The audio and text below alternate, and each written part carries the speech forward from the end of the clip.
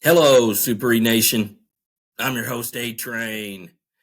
And that cat on the other screen, that hairy dude, that's Super E. What's up, everybody? How are you today, Super E? It's a little cold out, not freezing, just getting ready for Christmas. All right. It's almost here. It's almost here. Yes. So, do you have a early Christmas present for our listeners and viewers in the form of an entertaining tale? Yes, this is a story where I bought crack from Opie Taylor. Is that right? Okay, I Yeah. can't wait to hear this. Here we I go. can't wait. Here we go. I had arrested a girl for prostitution. She was as sweet as can be. Her name was Sheila, and she turned into an informant. In fact, her and her boyfriend, his name was Greg, and they started, helping me do cases. Well, Sheila told me that she goes, I got this guy just north of the hot dog stand who's selling crack. He's a young guy. And I was like, all right. She goes, I've been buying crack for him for the last couple of days because, she was a crackhead. And crackheads just can't stop. They do their best because she really wanted the life of, she wanted to be married, she wanted to have a family, and she wanted to have a house. Unfortunately, she didn't have any of that. They were staying in abandoned homes and shit like that. It was awful. So anyway, she goes, I got this guy and he'll sell some crack and I know he'll sell to me. I said, okay. So what we had her do was we went to a payphone and she called the dude up. And back then we didn't have the high tech stuff. Actually, I had a great big tape recorder that I hid under my shirt when we went into the phone booth. And, then you had to lick the suction thing and stick it on that nasty the old suction cup. Yeah.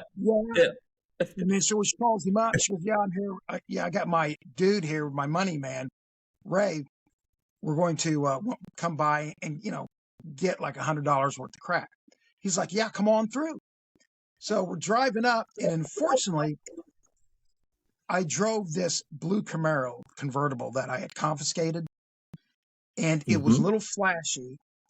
And it was just a little too flashy. And I think people might have talked about it. So when we drove up the street, we saw the dope dealer, and he's a young guy in his 20s, and he looked like he could, you would say, oh, is that Ludicrous?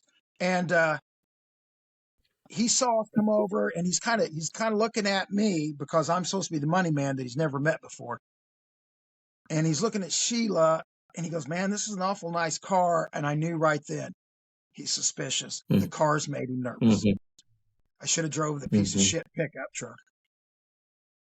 So he's like, how much money you guys working with? I said, $100. And he goes, okay, are you the police? No, I'm not. And, he's sure. And you just say, fuck no. You don't sit there and go, oh, why do I look like the police? Why do I look like the police? Look, I got tennis shoes on and my hat's backwards. I think you're the police. They always say that. I flipped it on him. I said, are you the police? Okay, everybody says that. You didn't invent it. So anyways, I just said no. So the guy goes, give me the money. I said, no. And Sheila's sitting there and I could tell she's like, man, I thought this would be over with by now. She thought the guy would have the dope right on him, hand it to her and all this stuff. So I said, no, man, we ain't letting that money walk. That's $100. And he goes, okay, I'll be right back. So we see him walk about 4 houses up the street. And then about 2 minutes later, I see this pasty-faced little white kid, about 10 or 11 years old, with red hair, come running out of the house.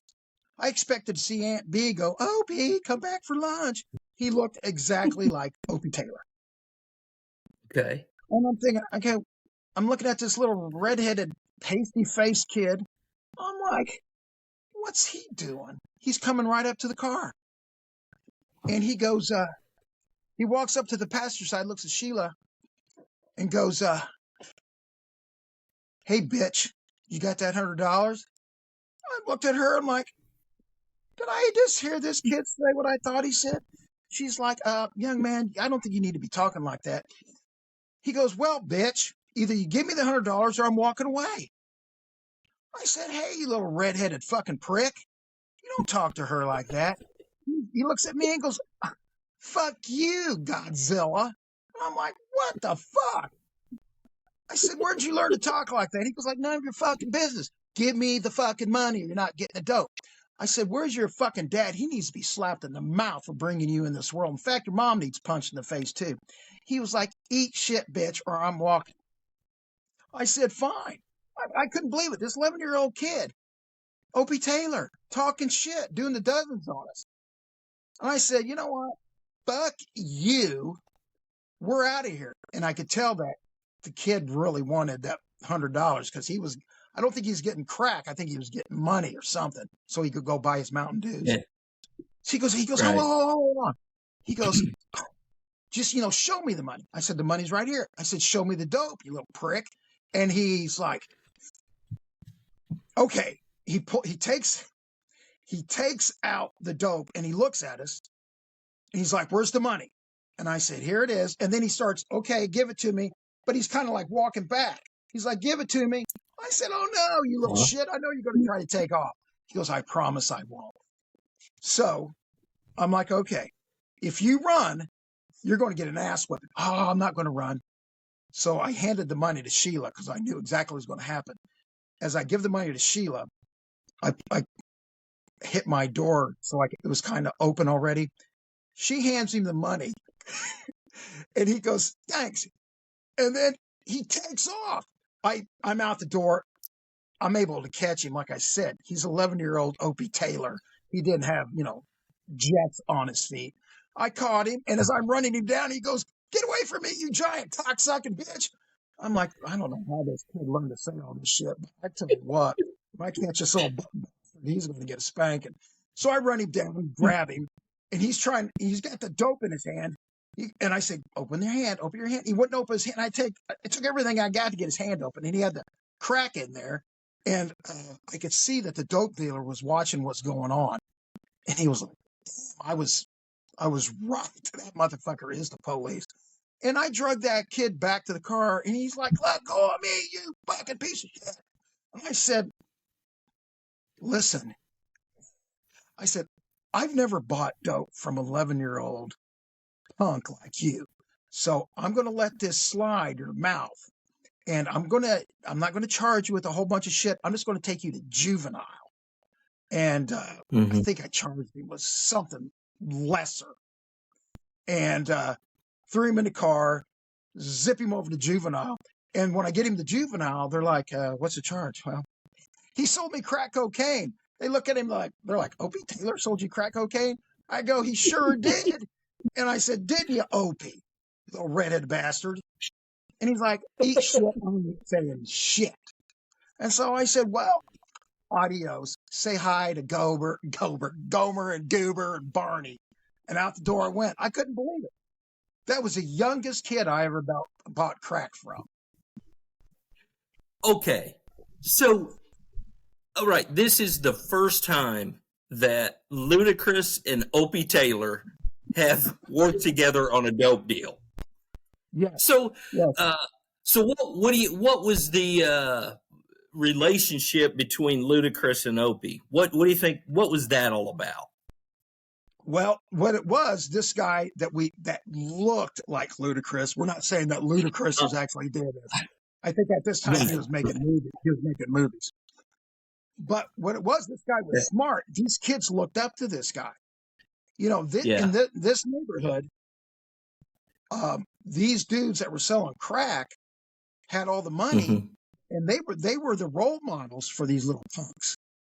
And you got this little redheaded, dumb shit, and he didn't talk ghetto or anything like that. He didn't have a slang or anything. He was just like a little prick. It was like if you took Bill Burr and molded him into a little bitty body with flaming red hair. talking shit to Right. you. And Right. I was like, I've been doing it for years, and I was like, I can't believe this. There's always a first for everything, and it seemed like every other day I was running into something that I'd never done before. I was like, okay, So, today's the day. yeah. Okay, so the Ludicrous look-alike was the dope man, and he was using these kids to do the hand-to-hand transaction, right? Trying to kind of insulate himself. Exactly. And I thought, who's he going to send out next? Buffy and Jody? I was like, who's going to be the next one? Oh, Nicholas from Eight's Enough. Yeah. Wow. So yeah, that's the first time you've ever bought dope from Opie. I can see that. Yeah, Yeah, I can see that that. was the youngest. That's the youngest person. Now we remember the 12-year-old prostitute that I arrested who said she was 19. And then she admitted she Yes. was 17. Then when I got to court, I found out she was 12. Well, he Right. was the youngest one that we ever arrested, because the Man. one kid that was 9, I think it was 9 or 10, that was his mom had him trafficking crack in his rectum. We never Yes. arrested him. I remember that. He was not giving us the information. So this was the youngest dope Right. dealer ever. That is so sad, isn't it? These It is. low lives, these pimps and drug dealers are using kids to do their dirty work. Yeah. Yep.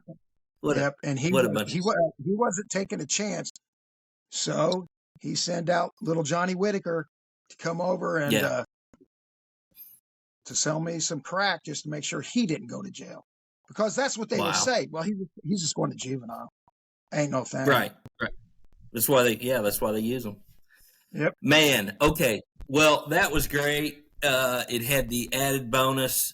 You and I are both Andy Griffith fans, aren't we? Yeah, exactly. We don't like Love it. like Miss Crump. Don't like Miss Crump.